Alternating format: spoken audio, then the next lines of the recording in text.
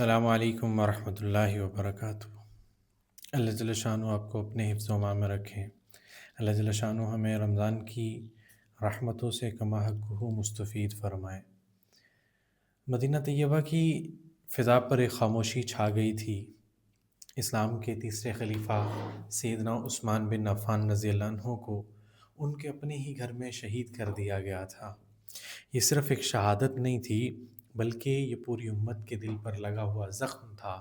مدینہ کی گلیوں میں خوف بھی تھا، غم بھی تھا اور ایک سوال بھی تھا: Who will lead the Ummah now؟ یعنی اس وقت اس امت کو لیڈ کرنے والا کون بچا ہے؟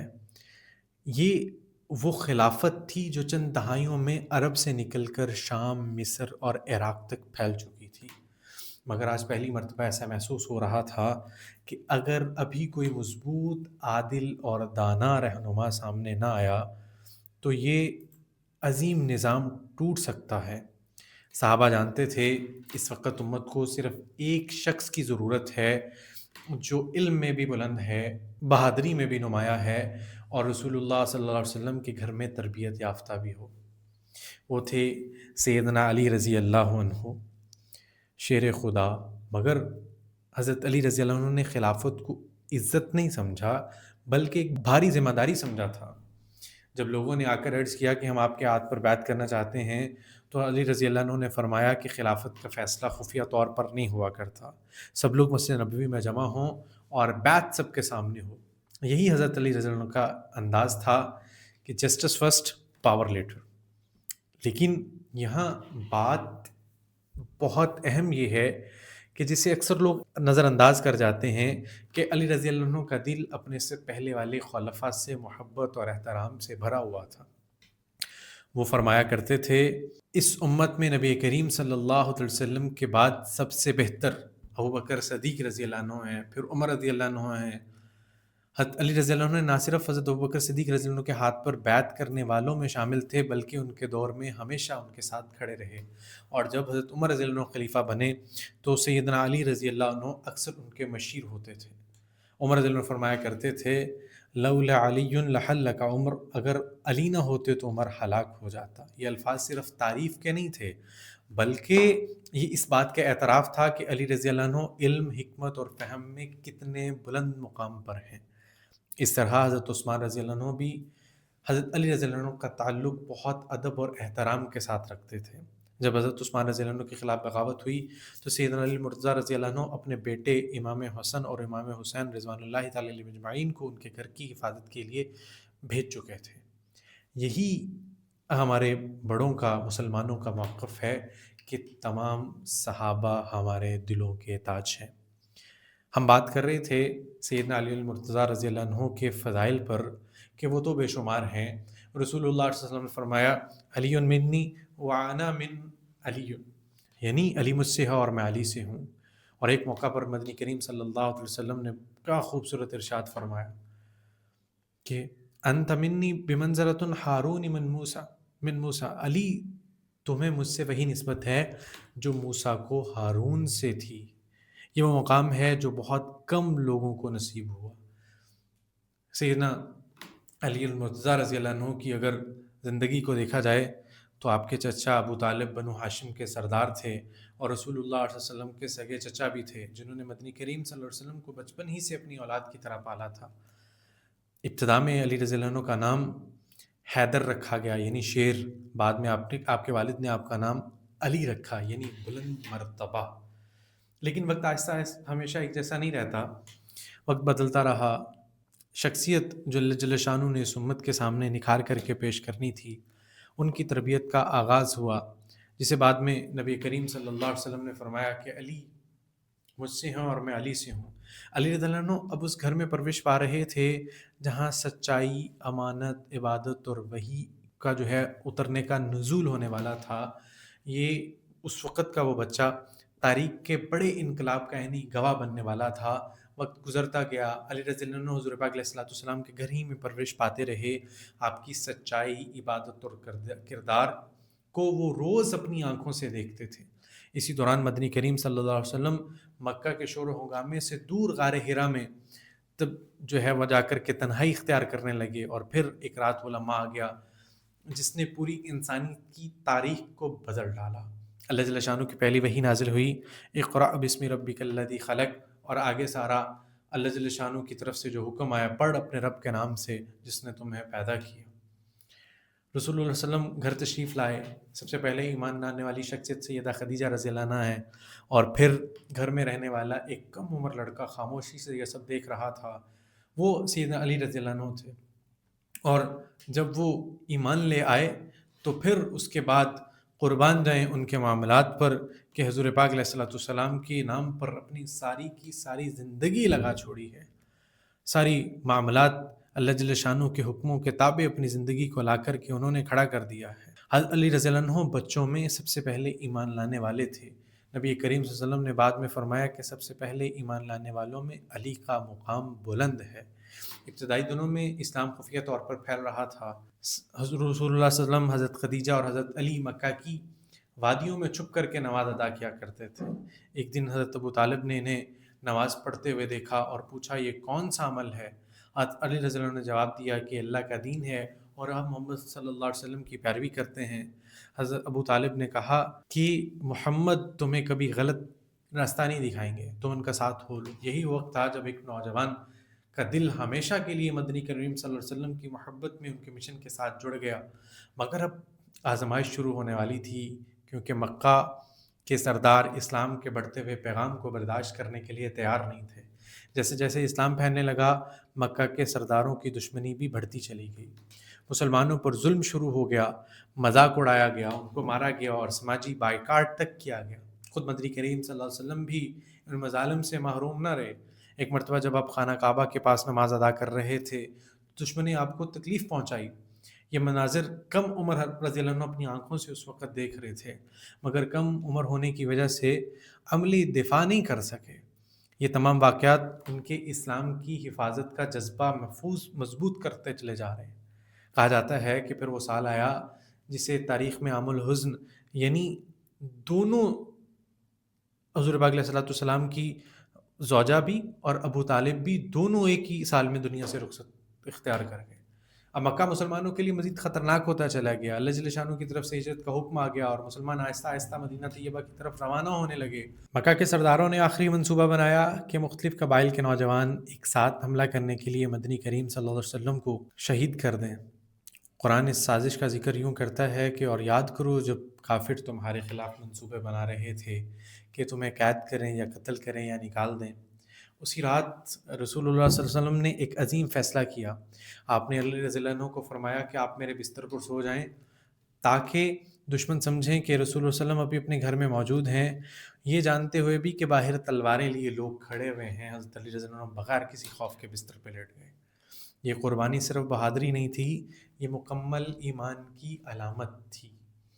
سورہ بقرہ میں بعد میں مفسرین نے جب اس واقعے کی تفصیل بیان کی ہے، فرمایا اور لوگوں میں کچھ ایسے ہیں جو اللہ جل شانہ کی رضا کے لیے اپنی جان تک بیچ ڈالتے ہیں، اپنی جان تک کی پرواہ نہیں کرتے۔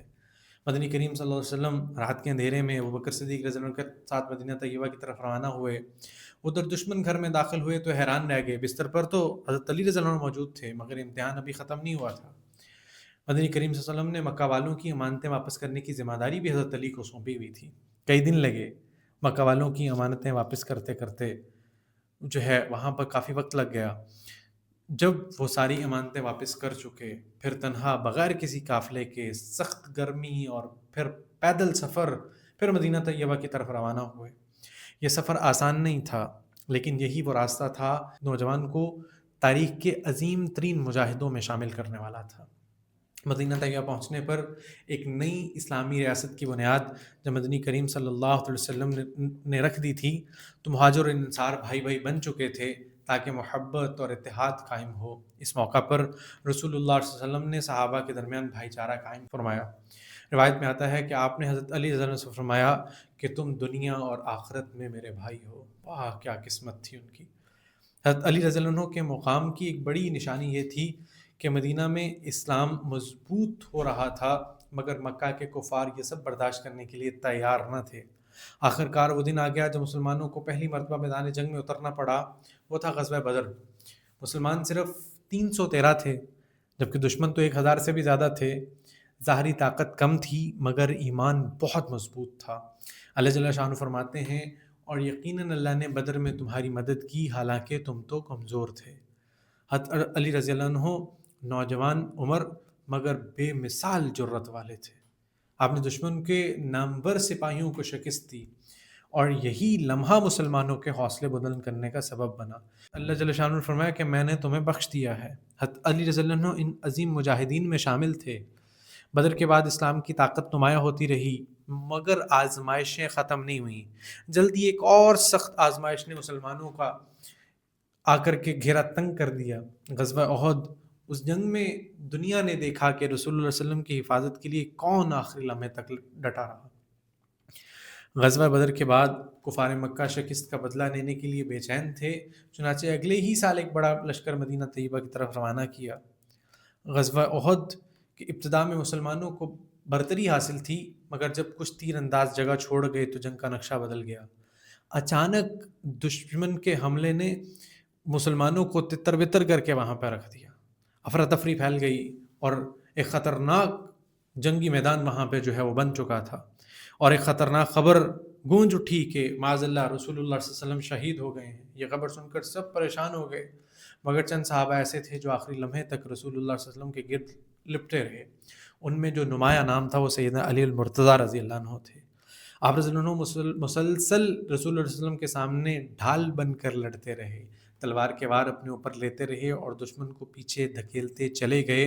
روایت میں آتا ہے کہ اس دن علی رضی اللہ عنہ کی تلوار ٹوٹ گئی۔ مدنی کریم صلی اللہ علیہ وسلم نے ان کو ایک اپنی تلوار ذوالفقار عطا کی۔ اس موقع پر مشہور جملہ بیان کیا کہ علی جیسا بہادر کوئی نہیں ہے اور ذوالفقار جیسی تلوار کوئی نہیں ہے۔ رسول اللہ صلی اللہ علیہ وسلم زخمی ہو چکے تھے، چہرہ مبارک لہو لہان ہو چکا تھا۔ حضرت علی رضی اللہ عنہ پانی لا کر زخم صاف کرتے رہے اور پوری وفاداری کے ساتھ آپ کی حفاظت کرتے رہے۔ قرآن ایسے مخلص اہل ایمان کے بارے میں کیا فرماتا ہے کہ مومنوں میں کچھ ایسے لوگ ہیں جنہوں نے اللہ جل شانہ سے کیا ہوا وعدہ سچ کر دکھایا ہے۔ احد کی جنگ ختم ہوئی لیکن اس دن امت نے کیا دیکھا؟ امت نے اس دن یہ دیکھا کہ علی رضی اللہ عنہ ایک صرف مجاہد نہیں تھے بلکہ رسول اللہ صلی اللہ علیہ وسلم کے سب سے وفادار محافظوں میں سے ایک تھے۔ ایک ایسا معرکہ بھی باقی تھا جہاں پوری عرب دنیا نے علی رضی اللہ عنہ کی بہادری کو تسلیم کرنا تھا۔ وہ کیا تھا؟ خیبر کا قلعہ تھا۔ مدینہ جب اسلامی ریاست بن چکا تھا لیکن شمال کی جانب سے خیبر کے مضبوط قلعے مسلمانوں کے خلاف مسلسل سازشوں کا مرکز بنتے چلے جا رہے تھے۔ یہودی قبائل نے بڑے بڑے قلعے تعمیر کر رکھے تھے جنہیں فتح کرنا تقریباً ناممکن سمجھا جاتا تھا۔ چنانچہ مدنی کریم صلی اللہ علیہ وسلم مسلمانوں کے لشکر ساتھ لے کر کے خیبر کی طرف روانہ ہوئے۔ جنگ کئی دن تک جاری رہی مگر قلعے فتح نہ ہو پائے۔ پھر ایک رات مدنی کریم صلی اللہ علیہ وسلم نے فرمایا کل میں جھنڈا ایسے شخص کو دوں گا جو اللہ اور اس کے رسول صلی اللہ علیہ وسلم سے محبت کرتا ہے اور اللہ اور اس کا رسول اس سے محبت کرتے ہیں۔ اللہ اس کے ہاتھ پر فتح عطا کرے گا۔ پورا لشکر بے چین تھا کہ وہ کون خوش قسمت ہو سکتا ہے۔ ہر صحابی نے امید لگا رکھی تھی کہ شاید یہ سعادت اسے ملے۔ اگلی صبح مدنی کریم صلی اللہ علیہ وسلم نے فرمایا علی کہاں ہیں؟ عرض کیا کہ یا رسول اللہ ان کی آنکھ میں تکلیف ہے۔ آپ نے فرمایا آپ نے اپنا مبارک لعب دہن ان کی آنکھوں پر لگایا تو فوراً شفا ہوئی۔ پھر اسلامی لشکر کا جھنڈا حضرت علی رضی اللہ عنہ کے ہاتھ میں دے دیا گیا۔ علی رضی اللہ عنہ قلعے کے دروازے پر پہنچے اور دشمن کے مشہور پہلوان مقابلے کے لیے نکلے جس کا نام مرحب تھا۔ شدید مقابلہ ہوا اور چند لمحوں بعد مرحب زمین پر گر چکا تھا۔ روایت میں آتا ہے کہ جنگ کے دوران علی رضی اللہ عنہ نے قلعے کا بھاری دروازہ اکھاڑ کر اسے ڈھال کے طور پر استعمال کیا۔ یہ فتح صرف طاقت کی نہیں تھی، یہ ایمان اور اللہ جل شانہ پر توکل کی اصل فتح تھی۔ اللہ جل شانہ فرماتے ہیں اور فتح صرف اللہ کی طرف سے ہوتی ہے جو زبردست حکمت والا ہے۔ خیبر کی فتح کے بعد پورے عرب میں اسلام کی قوت واضح ہو چکی تھی۔ اسی زمانے میں حضرت علی رضی اللہ عنہ کی زندگی کا ایک اور مبارک باب کھلا۔ مدنی کریم صلی اللہ علیہ وسلم نے اپنی پیاری بیٹی کا نکاح حضرت علی رضی اللہ عنہ سے فرما دیا، اور پھر نبی کریم صلی اللہ علیہ وسلم فرمایا کہ فاطمہ میرے جسم کا حصہ ہے، جس نے اسے تکلیف دی اس نے مجھے تکلیف دی۔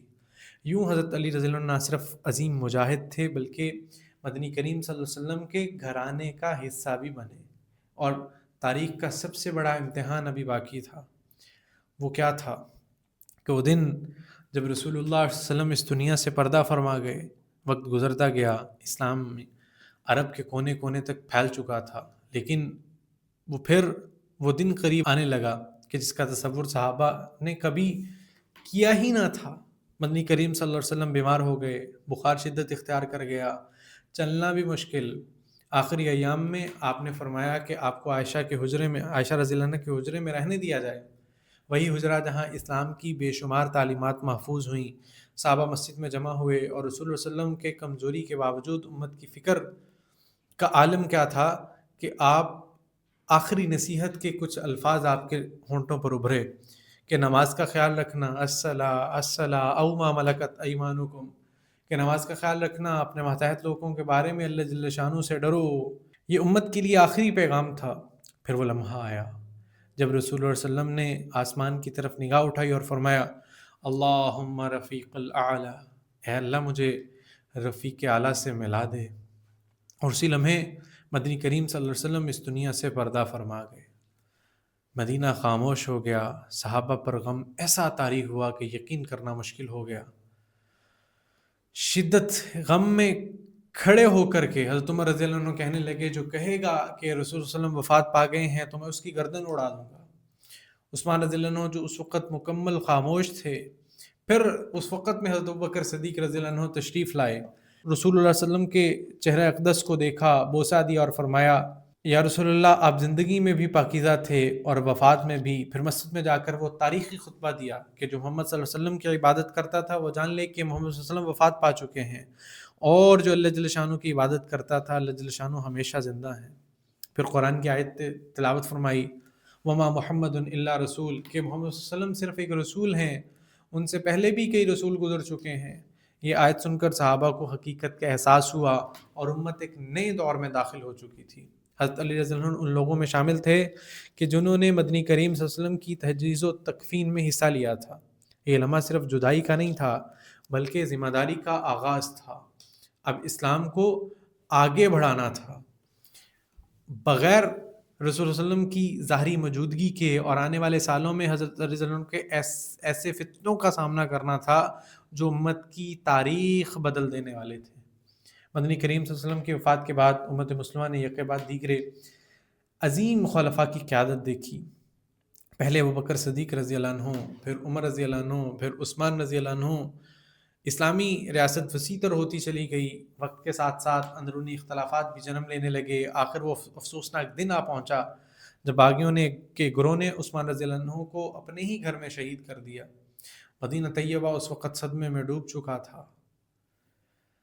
اللہ اکبر، وہ مناظر قیامت کی طرح کے ہو چکے تھے۔ لوگ جانتے تھے کہ اس نازک وقت میں عدل، علم اور بہادری کا مجموعہ صرف ایک شخصیت موجود ہے، وہ ہے سیدنا علی المرتضیٰ رضی اللہ عنہ۔ صحابہ کی بڑی تعداد آپ کے پاس آئی اور خلافت قبول کرنے کی درخواست کی، مگر آپ نے فرمایا کہ میں تمہارا وزیر بننا پسند کروں گا، امیر بننا پسند نہیں کروں گا۔ لیکن حالات ایسے تھے کہ آخرکار مسجد نبوی میں عوامی بیعت ہوئی۔ حضرت علی رضی اللہ عنہ مسلمانوں کے چوتھے خلیفہ مقرر ہوئے، مگر خلافت سنبھالتے ہی آزمائشیں شروع ہو گئیں۔ مسلمان آپس میں تقسیم ہوئے، بدگمانیاں بڑھتی چلی گئیں، اور وہ فتنہ جس کی خبر رسول اللہ صلی اللہ علیہ وسلم نے دی تھی ظاہر ہو چکا تھا۔ مدنی کریم صلی اللہ علیہ وسلم نے فرمایا تھا کہ میرے بعد فتنے ایسے آئیں گے جن میں بیٹھا ہوا کھڑے ہونے سے بہتر ہوگا۔ حضرت علی رضی اللہ عنہ کی سب سے بڑی خواہش امت کو متحد کرنا تھی، لیکن حالات مسلسل پیچیدہ ہوتے چلے گئے۔ جنگ جمل اور جنگ صفین جیسے واقعات پیش آنے لگے جہاں مسلمان ہی مسلمان کے سامنے کھڑا ہوا تھا۔ اللہ اکبر، یہ حضرت علی رضی اللہ عنہ کی زندگی کا دردناک دور تھا۔ وہ اکثر فرمایا کرتے تھے میں اس امت پر حیران ہوں جو کل ایک نبی کے پیچھے کھڑی تھی، آج آپس میں تلواریں اٹھا کر کے کھڑی ہے۔ اور تمام آزمائش کے باوجود حضرت علی رضی اللہ عنہ عدل اور صبر پر قائم رہے۔ قرآن ایسے حالات میں صبر کرنے والوں کے بارے میں کیا کہتا ہے؟ اللہ جل شانہ کی وہ تقسیم پر قربان جائیں۔ اللہ جل شانہ سورہ بقرہ آیت نمبر 155 میں فرما رہے ہیں کہ صبر کرنے والوں کو خوشخبری دے دو۔ لیکن آزمائش ابھی بھی ختم نہیں ہوئی تھی۔ ایک رات تاریخ کا ایک اور دردناک باب لکھا جانے والا تھا۔ فتنوں اور آزمائشوں میں بڑا زمانہ گزر رہا تھا۔ عدل، علم اور تقوی پر قائم. حضرت علی رضی اللہ عنہ ان تمام مشکلات کے ہوتے ہوئے عدل، علم اور تقوی پر قائم رہے. آپ راتوں کو عبادت کیا کرتے تھے اور دن میں لوگوں کے فیصلے انصاف کے ساتھ کیا کرتے تھے اور ہمیشہ امت کے اتحاد کی دعائیں مانگا کرتے تھے. لیکن تاریخ کا ایک دردناک لمحہ پہنچا. رمضان المبارک کی ایک صبح سن 40 ہجری کو ہمیشہ کی طرح فجر کی نماز کے لیے کوفہ کی مسجد میں تشریف لائے. حضرت علی رضی اللہ عنہ ابھی صفیں درست کر رہے تھے کہ اسی دوران ایک شخص جس کے دل میں گمراہی اور نفرت بھری ہوئی تھی چھپ کر موقع کا انتظار کر رہا تھا. جیسے ہی علی رضی اللہ عنہ نماز کے لیے آگے بڑھے اس نے زہر آلود خنجر سے حملہ کر دیا. ضرب لگتے ہی علی رضی اللہ عنہ کے لبوں سے الفاظ نکلے، فزت ورب الکعبہ ورب الکعبہ، کہ رب کعبہ کی قسم میں کامیاب ہو گیا، رب کعبہ کی قسم میں کامیاب ہو گیا. یہ الفاظ ایک سچے مومن کے یقین کی گواہی تھے. دراصل موت کا آ جانا تو ناکامی کاؤنٹ کیا جاتا ہے، لیکن اسلام کا یہ عظیم سپاہی جب اپنے رب سے ملنے جا رہا ہے تو پھر اس وقت وہ اس بات پہ یقین ہے کہ میں ایمان کے ساتھ دنیا سے جا رہا ہوں تو میں اللہ جل شانہ کے ہاں سے کامیاب ہو گیا. اور اسلام کا یہ عظیم سپاہی چند دنوں بعد اپنے رب سے جا ملا. مدنی کریم صلی اللہ علیہ وسلم نے پہلے ہی حضرت علی رضی اللہ عنہ کے مقام کی طرف اشارہ کرتے ہوئے فرمایا تھا، علی مجھ سے ہے اور میں علی سے ہوں. حضرت علی رضی اللہ عنہ کی زندگی ہمیں یہ سکھاتی ہے طاقت صرف تلوار میں نہیں ہوتی بلکہ صبر، علم اور انصاف میں بھی طاقت ہے. ہمیں اس سے پتہ چلتا ہے کہ قیادت عزت نہیں ہے، ذمہ داری جو ہے وہ اصل آپ کی عزت ہے. اور یہ کہ سچا مومن مشکل ترین وقت میں بھی حق کا ساتھ نہیں چھوڑتا. اللہ جل شانہ فرماتے ہیں جو اللہ کی راہ میں قتل کیے جائیں انہیں مردہ نہ کہو بلکہ وہ زندہ ہیں، تم شعور نہیں رکھتے، تمہیں عقل نہیں ہے، تمہیں پتہ نہیں ہے. آج صدیوں بعد بھی 1400 سال گزر جانے کے بعد حضرت علی رضی اللہ عنہ کا نام بہادری، علم اور عدل کی علامت ہے. وہ بچہ جو مدنی کریم صلی اللہ علیہ وسلم کے گھر میں پروان چڑھ رہا تھا آخرکار اسلام کی تاریخ کا عظیم ترین رہنما شامل ہو گیا. ذرا سوچئے اگر ہم آج حضرت علی رضی اللہ عنہ کی زندگی سے ایک سبق بھی اپنی زندگی میں لے لیتے تو پھر عدل، صبر اور سچائی یہ ساری چیزیں معاشرے میں امپلیمنٹ ہو جائیں تو پھر کیا پرسکون معاشرہ بنے گا. تو شاید ہی یہ عمل قیامت کے دن ہمارے لیے نجات کا سبب بھی بن جائے. مدنی کریم صلی اللہ علیہ وسلم نے فرمایا کہ انسان اس کے ساتھ ہوگا جس سے وہ محبت کرتا ہے. تو سوال یہ ہے کہ کیا ہماری زندگی ایسے گزر رہی ہے کہ ہم قیامت کے دن صحابہ کے ساتھ کھڑے ہوں گے، سیدنا علی المرتضیٰ رضی اللہ عنہ کے ساتھ کھڑے ہوں گے. ایک شاعر نے بڑے خوبصورت اس میں کہا تھا کہ میرا مولا علی علی، کعبے کا گوہر علی علی، زہرا کا شوہر علی علی، پیر ہمارا علی علی، ہے جان سے پیارا علی علی، ہے روشن تارا علی علی، خیبر کو مارا علی علی، خیبر کو اکھاڑا علی علی، مرہب کو مارا علی علی، توحید کا دائی علی علی، توحید سکھائی علی علی، ہے حق کا راہی علی علی، آقا کا سپاہی علی علی، اور میں صدیق کا بھائی علی علی. قربان جائیں صحابہ کرام رضوان اللہ تعالی علیہم اجمعین پر اور ان کے آپس کی محبتوں پر اور رسول اللہ صلی اللہ علیہ وسلم سے ان کی وفاداری پر. اگر آپ چاہتے ہیں کہ صحابہ کرام رضوان اللہ تعالی علیہم اجمعین کی ایسی مستند اور ایمان تازہ کر دینے والی کارگزاریاں آپ کے سامنے آئیں تو اس ویڈیو کو لائک کریں، چینل کو سبسکرائب کریں اور اس پیغام کو دوسروں تک ضرور پہنچائیں. ہو سکتا ہے آپ کا ایک شعر کسی کے دل میں صحابہ کی محبت کو جگا دے اور علی رضی اللہ عنہ کی سیرت پر عمل کرنے والا بنا دے، اور ہو سکتا ہے یہ آپ کے لیے صدقہ جاریہ بن جائے. دعا ہے اللہ جل شانہ ہمیں اسلام سے کما حق مستفید ہونے کی توفیق عطا فرمائے. جزا اللہ عنا سیدنا محمد ما هو اہلہ.